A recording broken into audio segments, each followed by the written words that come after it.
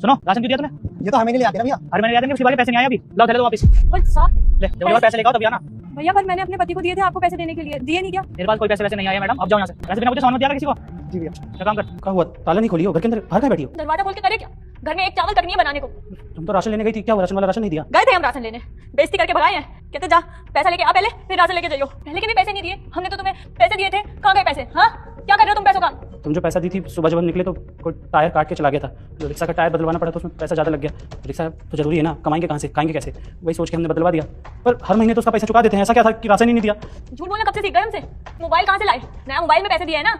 अरे ये मोबाइल हमारा नहीं है, वो एक सवारी बैठा था रिक्शे में, वो भूल के चला गया है, तो हम रखे हैं, लौटा देंगे, फोन आएगा इस पे तो बता देंगे ना। मोबाइल दिखा, ये तो महंगा मोबाइल लगता है। अब कहाँ ही मिलेगी वो सवारी? एक काम करो, इसको बेच के पैसे ले आओ। घर में एक दाना तक नहीं है बनाने के लिए, हम कैसे करेंगे? जाओ इसको बेचो और हमें नहीं पता, कहीं से भी कुछ भी जुगाड़ करके पैसा लाओ। और साहब माना पैसा नहीं है हमारे पास, लेकिन इसका मतलब ये नहीं ना कि हम बेईमानी पर उतर जाए। शुरू से ईमानदार रहे, हमारा ज़मीर हमको इजाजत नहीं देगा। जिसका फोन है उसका जरूरी चीज होगा, वो उसको लौटा देंगे, हम नहीं करेंगे ऐसा काम। क्या बोले तुम? ईमानदारी? ईमानदारी से हमारा पेट नहीं भरेगा, रह जाएंगे ऐसे।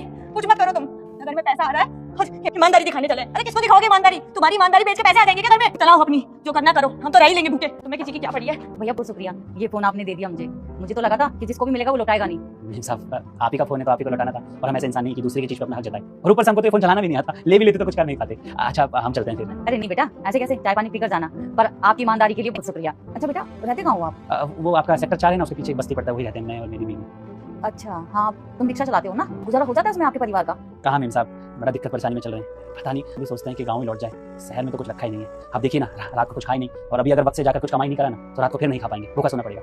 देखो जो भगवान करता है ना वो सब अच्छे के लिए करता है। आज भगवान ने ना तुम्हें मेरे पास भेजा है तो उसमें कुछ ना कुछ तो अच्छाई होगी। कैसे मेम साहब, हम समझे नहीं। देखो बेटा, आपके पास परिवार है पर पैसा नहीं, मेरे पास पैसा है पर परिवार नहीं। बेटा वो क्या है ना, मेरा बेटा विदेश में रहता है और मैं अकेली रहती हूँ, और कल मुझे कुछ हो जाए ना तो कोई देखने वाला भी नहीं है। और बेटा तुम ना मुझे बहुत ईमानदार लगे, तो मैं सोच रही थी, अच्छा तुम एक बात बताओ, तुम्हारी बीवी को खाना वगैरह बनाना तो आता होगा ना? हाँ मेम साहब, वो तो बहुत ही बेहतरीन खाना बनाती है, आप उंगली चाटते रह जाएंगे। लो ये तो बहुत अच्छी बात है, मुझे एक काम वाली की जरूरत है, तो तुम्हारी बीवी मेरे यहाँ काम कर लेगी और तुम माली का काम कर लेना।